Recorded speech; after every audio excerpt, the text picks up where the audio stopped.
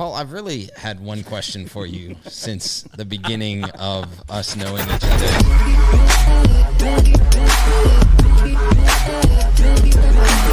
This is Auto Collabs. And it's like, I'm from Philly, the Philly skyline on the original Asodu thing, Philly cheesesteaks. Why do I feel like I'm being set up? Right? All this type of stuff.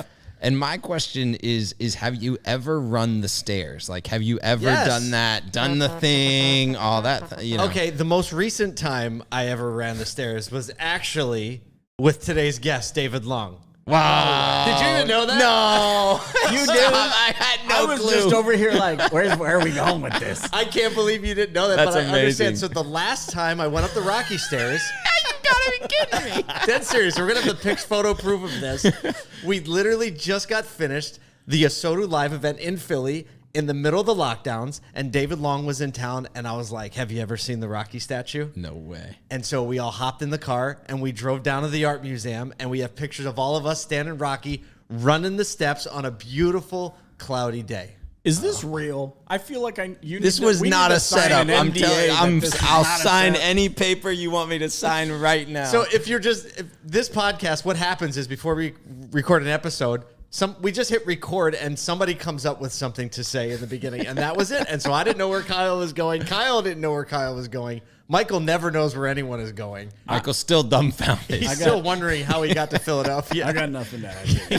He's taking his hat off, throwing the in-ears out. He's such a diva. You should have seen the contract we had assigned to get him on this show to begin with. 70 countries with listeners, guys. That's what he said. He's like, I want one cappuccino for every country audience listener. Cappuccino? What does that taste like? Oh, my gosh. Well, on the West Coast, they drink a lot of cappuccinos, which happens to be where David Long is from. Sir. Well, let's bring it back here. That's amazing. You didn't know that. Actually, I had no clue. The first time I ever met David Long was on a sailboat. This sounds another fantastic Naturally. story. So Dale Pollack invited me to go on a sailboat with a dealer at NADA last time it was in San Francisco.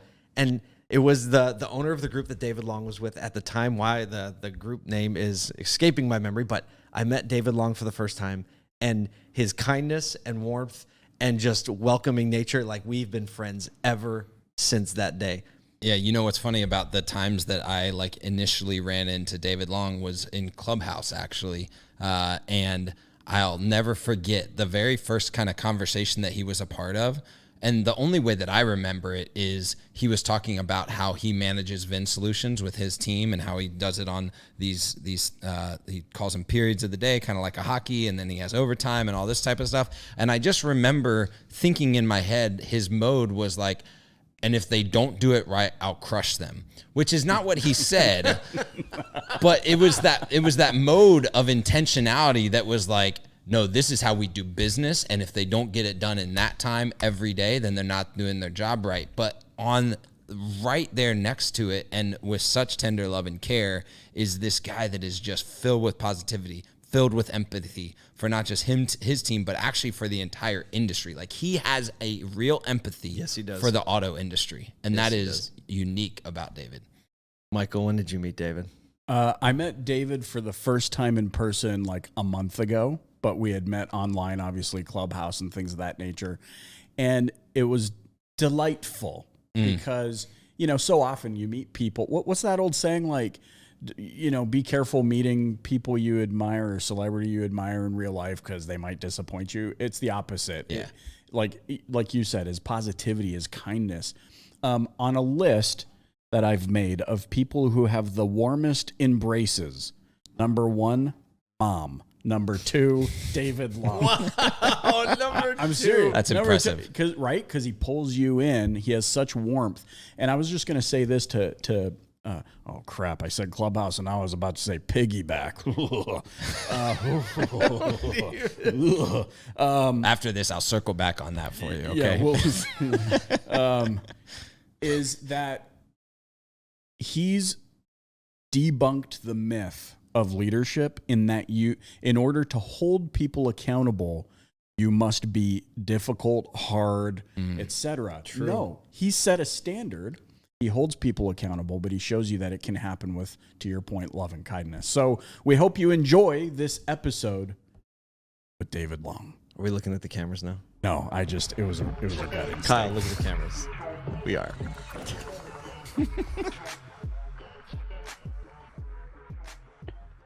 So about a year ago, I think, maybe a little bit over a year ago, I hear this name for the first time, David Long. And I'm like, we're in the car business. So the first reaction is, who's this chump?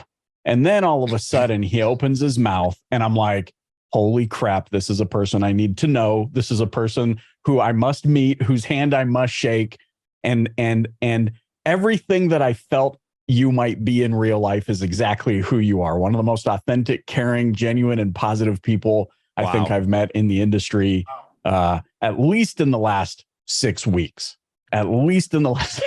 I'm kidding. I'm kidding. I knew that was a setup for something. David, thank you for being here. I got a question for you to kick this whole thing off. I mean, obviously, you are a wealth of knowledge, wisdom, as it pertains to the retail auto industry. There's a lot of narrative out there about the doom and the gloom. You've started this whole movement, this pandemic of positivity, which is, I think, where I want to set the stage here. How did that all come about? And more importantly, how is it that you're seeing it from that angle when there seem to be so many out there seeing it from the opposite kind of doom and gloom scope? What actually it came about with Kyle was one of the original OGs. This was it 2 years ago, Kyle? A year ago? It's a long time. Over a year ago, almost a year and a half now, I think. Yeah. So I'll never forget. So I'm leaving the house, and our daughter, which is one of three, really tough girl. And she rides horses. She's just she's tougher than most boys I know, me included, for sure. And I'm leaving, and she has these like wet eyes, and I'm like, "What's going on? You okay, honey?" She's like, "I'm concerned." And I'm, "Whoa, what are you concerned about?" She said, "I'm concerned about you going into work with the pandemic and all the stuff that's going on. And, I don't want you to die." And she got really emotional. And I thought, wow, if my daughter that's always tough as nails is thinking that, what are my people's significant others, families, daughters, sons, aunts, mothers, cousins, what are they thinking, right? Like, if she's thinking that, I got to think that other people are thinking that. So I thought, how do we make for a different narrative, right? We can't change the narrative, but how can we add a narrative that is a little bit more beneficial to what we're trying to accomplish here? How do we come to work, stay safe, go home safe, keep our families protected, not just physically, but emotionally, mentally, spiritually? And that's how it was birthed. And it got legs, and here we go. And then I got a text at 2:33 a.m. Central Which, time. to be fair, is Central only time. 11:33 Pacific time. So it wasn't that much of a mess. Like, hey, we got to get a website. We got to call people together. And that's, what I love about you, David, is, when you send an idea through, and I don't care what it is, whether it's pandemic of positivity, all things used cars, or tier 4 marketing for salespeople, it doesn't matter. There's never a thought in my mind that's like, you probably won't follow through with that one. It's like, if I get an email or a text on I'm thinking about doing something, it's that you are already like 8 steps into it and you're just calling other people to it. And I think that that's a real trait of yours that I've seen exercised, is that you've got this kind of desire to call other people to something. And I actually, I've had the privilege of being a part of, you have a weekly sales call, actually team call, that you invite the entire industry to hang out with the Hansel group, right? Yeah. Where did that, I want to hear the origin of that, because I haven't heard the origin. Was it along the same time of like just calling people to something? I think is just something that you're about. You're saying, hey, look, I see a need and I'm going to call as many people as I possibly can to it. What was really cool was when you helped me create the pandemic of positivity, I thought, how do we just continue to pour into people? And then in the absence of information, as you know, I have multiple rooftops, different locations. If I can't touch everybody all the time, and when the pandemic, people were like, they weren't all connected and doing this face-to-face thing. So I started these 3 p.m. Zoom calls that happened every day at 3 p.m. And we just checked in. It was every day, 5 days a week. And I'd get speakers. We'd talk about how we're going to take care of ourselves, how we're going to take care of our customers, how we're going to stay safe at work, and we're going to go home safe. And then that evolved into, we're 2.5 years into having these Zoom calls. And the speakers that I've gotten, like, it's unbelievable, the people that just want to pour in. Like, some of these speakers get 10, 15, 20, $75,000 an hour. And they're like, I'll join your team call on Wednesday at 3 p.m. and give to your team. And that's been going on for 2 years. It's been amazing. So super fortunate to have people like you in my life. Thanks, David. I appreciate that. I feel honored to be thanked by David to be in. I know, I'm like, something. Oh, this is great. I just feel encouraged when I'm around you. So it's so good. Just like Michael said. But you know what? He said something about touching. Can I just pause here? No, we're not going there, you creeps. Are we going to edit this out? Or is this something? No, this is for real. Cirillo. You can tell a lot about a person by the way that they hug someone. And I went to a mastermind years ago, and they actually talked about the importance of human touch and hugging and the importance of hugging and how much. I mean, there was a child singer, Charlotte Diamond, I think her name was, and she wrote a song called 4 Hugs a Day. 4 hugs a day, that's the minimum, like how much embracing that children need in order to develop. David has one of the warmest embraces. And so if you're ever curious about someone, like, are they legit? Are they genuine? Do they actually care?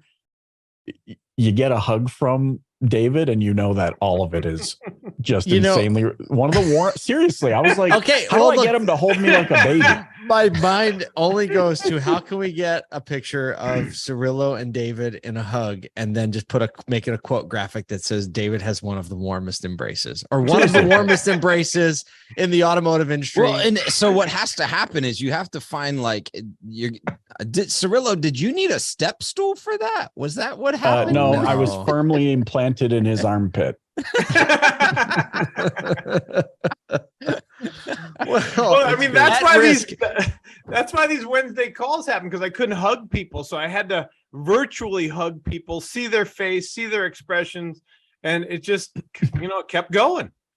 It kept going. So when did they cut down from daily to weekly? Do you remember about when you made that shift, or what at least your mindset was in when you said, okay, I don't think we need every day anymore. I think we can roll it back. We're probably 4 or 5 months into the pandemic. Yep. And we had just come out of fire season where people lost their homes. I mean, it was a really, really difficult time here for us and the country and the world. So it just was something I felt, I felt like I needed it. So most of what I do, like all things used cars on Friday, I did that for me. Happens to benefit 300 to 500 people a week. Pandemic of positivity, I did that for me. It just happens to impact people. And the Wednesday call, I just wanted to be around people and feel cared about and be able to show my love and appreciation for the team that works for me. And then we started inviting people from outside of my company, and it worked out. Can I ask you about the leadership side of this? I mean, because oftentimes as leaders, we have these ideas and we believe passionately in them, but I found in organizations, there's those that buy in and they're like, yes, we want to be a part of this. Then there are, even if it's a small faction, like 20% that are like, this is kind of a waste of time. I just want to stay heads down and I want to do the thing. And oftentimes in organizations, we tend to just kind of give into that small percentage. How did you navigate that as a leader, being like, this is a thing we want to do. Here's the purpose. Did you have to constantly remind everyone of its purpose? Was it, or was it like, hey, you're just showing up and that's the way it is? Well, I don't know that it's just like, you got to show up. Like, we're having the call and you have to show up. It's more of and I did get that noise, right? Let me just do my job. I don't want to mess with that. Let me just stay focused on what I'm doing. We don't need these distractions. And I just stayed steadfast and kept doing it. And the feedback that I get, not just from the people that work inside of our stores, but I'm getting messages, screenshots. I got a screenshot Friday from somebody that works in our accounting office. And it was a message from her daughter that doesn't even work with us, saying, the speaker that we had, which happened to be a Navy SEAL, the speaker that you had on Wednesday because I send out the recording as well. Not only impacted me, but it impacted my family. And this is her screenshot sharing with me the impact that that Navy SEAL had on the circle of influence in her life. So, you know, maybe people, it's not for everybody, right, Michael? But I think there's people in the recesses of their own mind that may say they don't like it, but are listening to it afterwards or joining, and they pick one thing out and they go home and share it at home with their loved ones. And that, for me, is what it's all about. So I hope that answers your question. Yeah, that's amazing. All right. So I'm looking at the clock.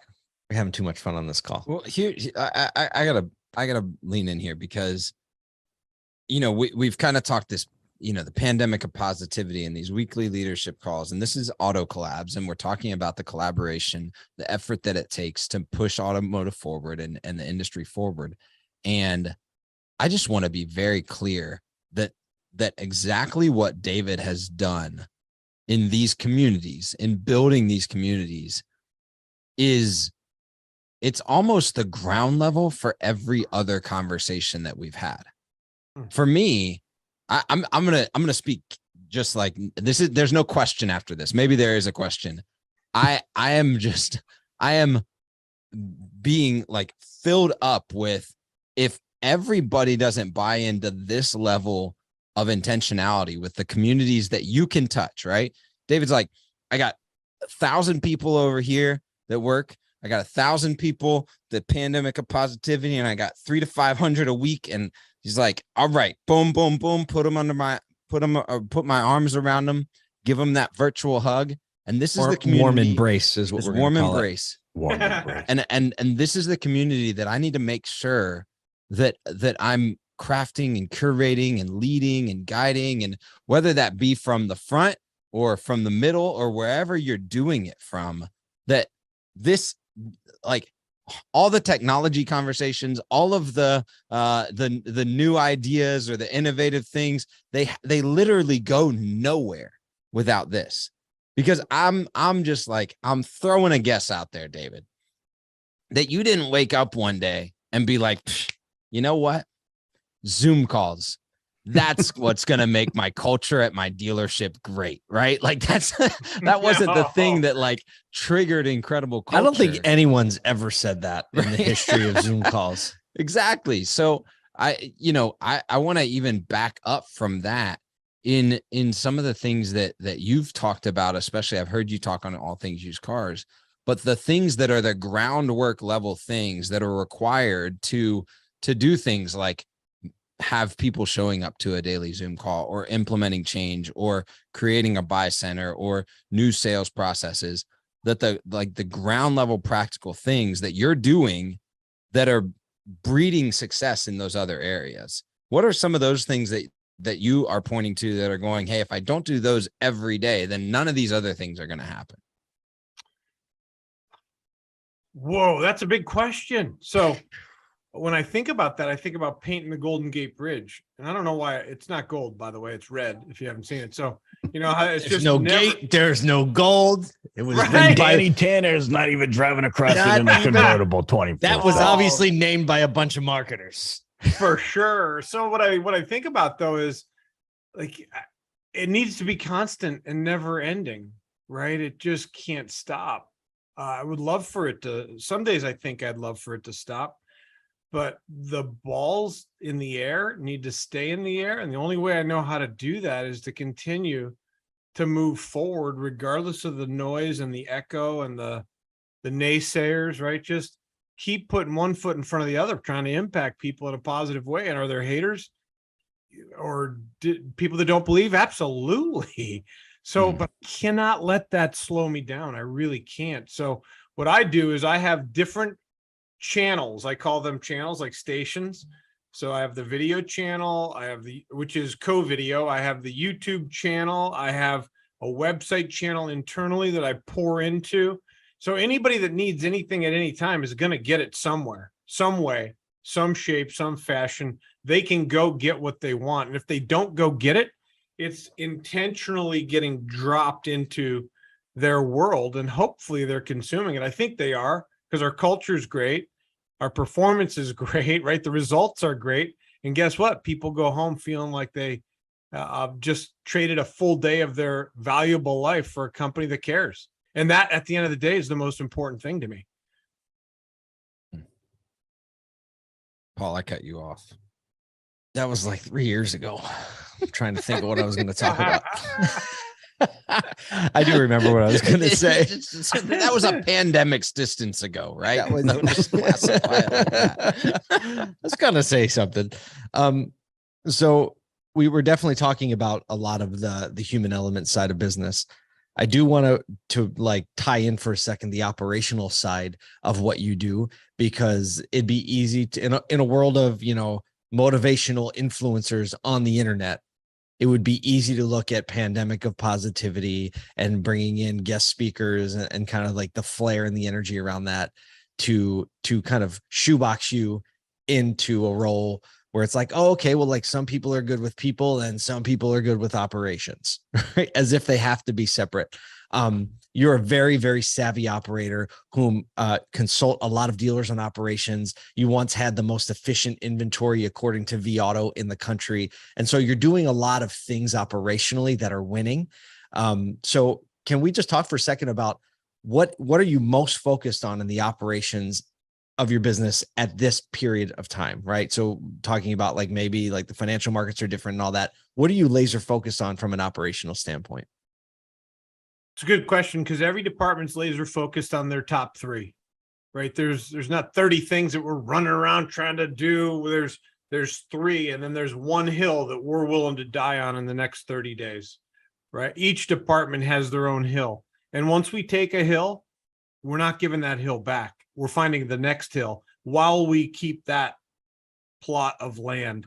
Does that make sense? Yeah. Yeah. So That's make no mistake, in the world of great culture and love and warm embraces, we don't get what we want. We get what we tolerate, right? Make no mistake that there is still structure. There's discipline. There's accountability. And I actually think that people would prefer to live and work in that environment than to live and work in the environment where it's the flavor of the week, flavor of the day. And you're not. So you're saying, can you clarify that? You think people prefer to work in the environment of accountability is what you're saying? Oh yeah. Structure, discipline, accountability. I really believe that. Like I think that people excel when they know exactly what the non-negotiables are. Oh, right? geez. There's no gray area.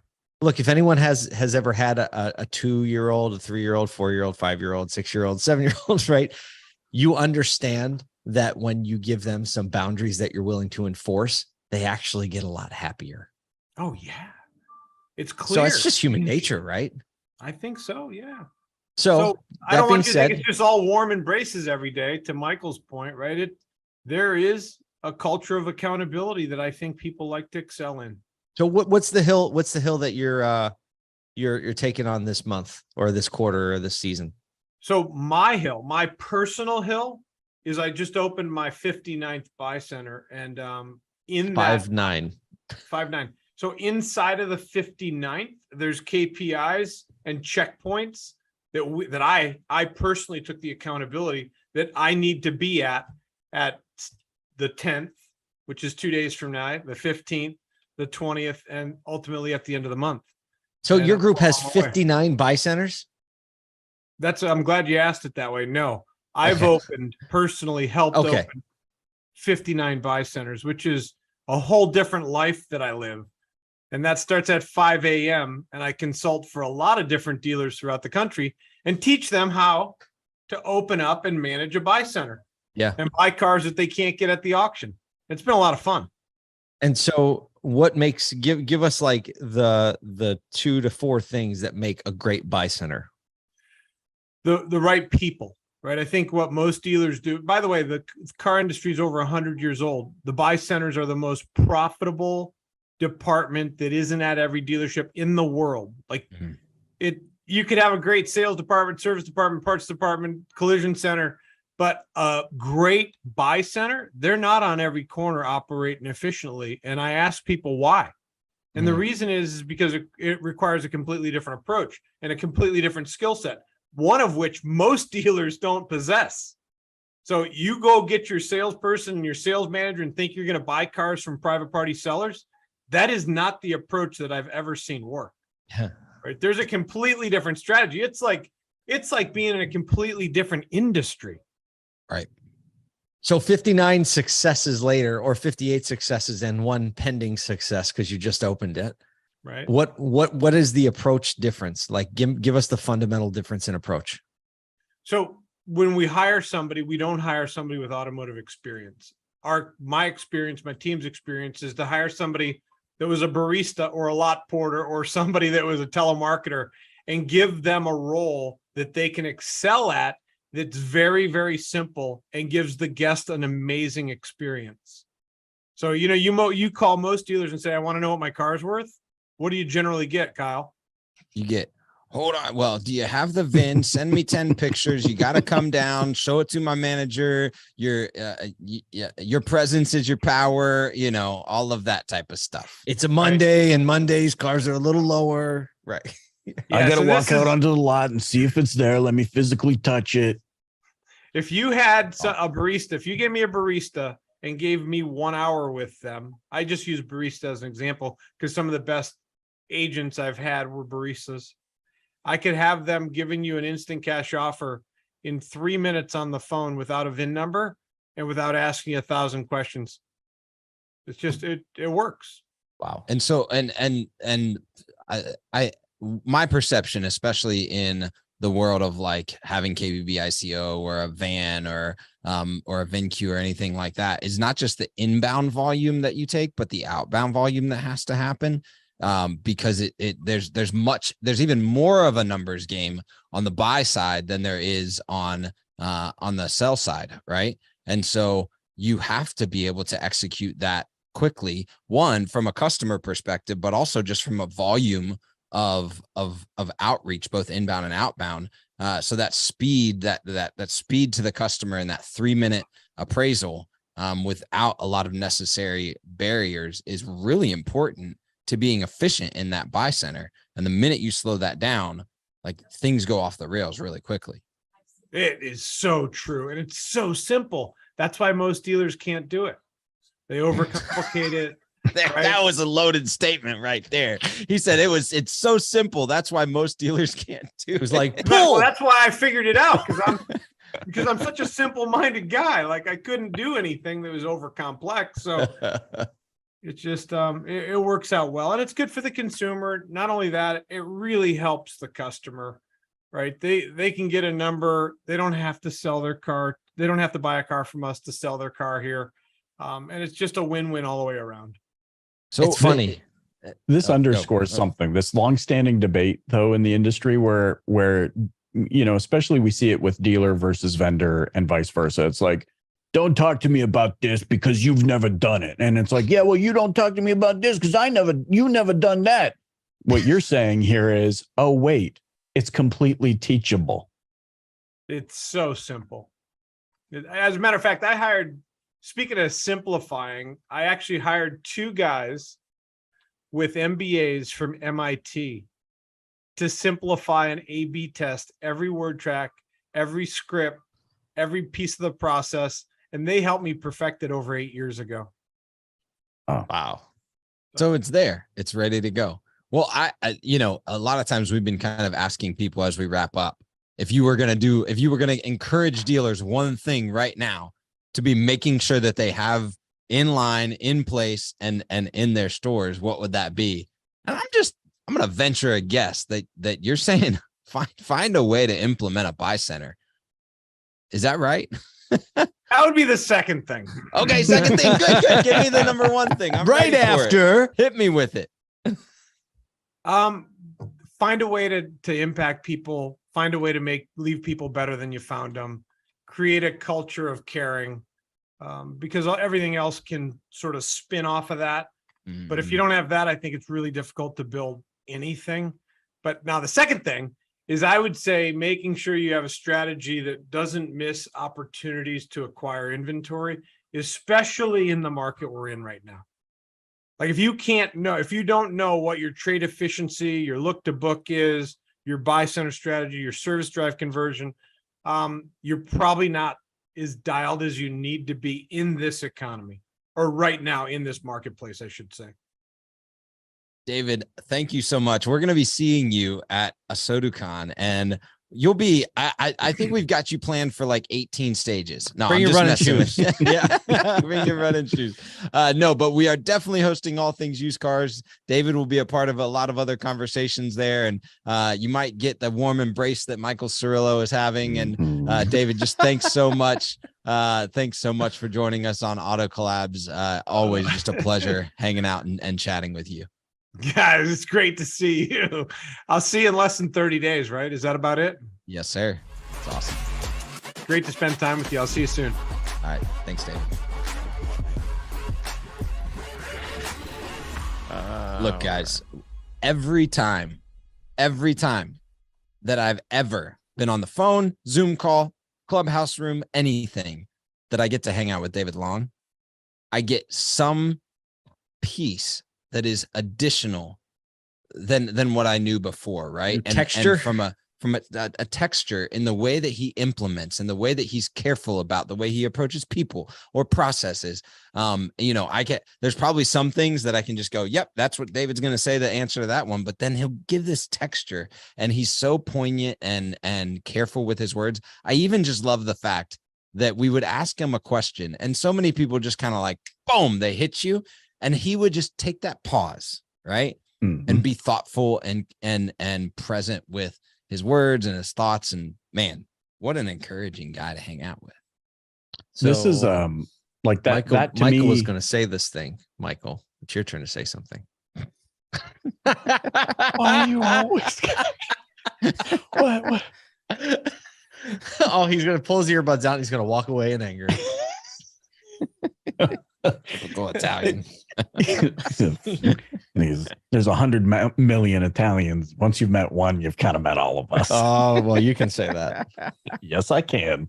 What I love about that is, especially when you contrast that against social media, the news, all of the things chirping in our ears, where it's like, no, it's speed. You got to go fast. You got to move fast. Him not being afraid to take a pause.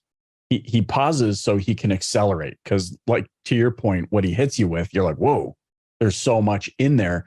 And I love that we kind of rounded out what I believe makes a really powerful operator. There is this human side, this heart, this deep caring, but there's also the accountability side. And I find, especially when you talk to leaders, great leaders, they know how to balance both of those things. Those that struggle in leadership, they never hold their teams accountable enough. Their teams never know what the expectations are. That was a huge takeaway for me.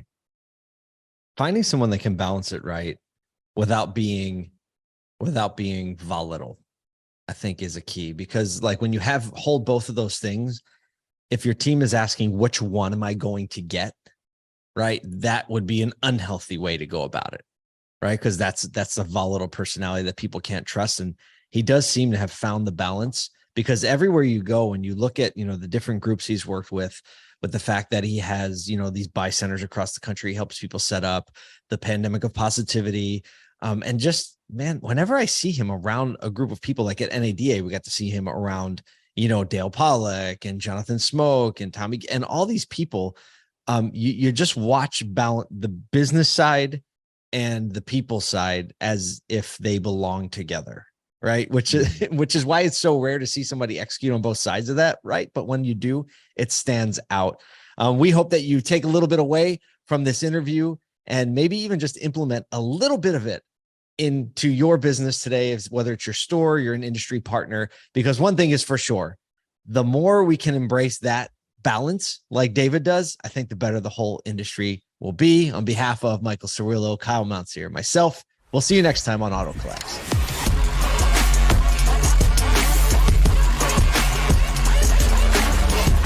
Welcome to Auto Collabs. Why are we recording?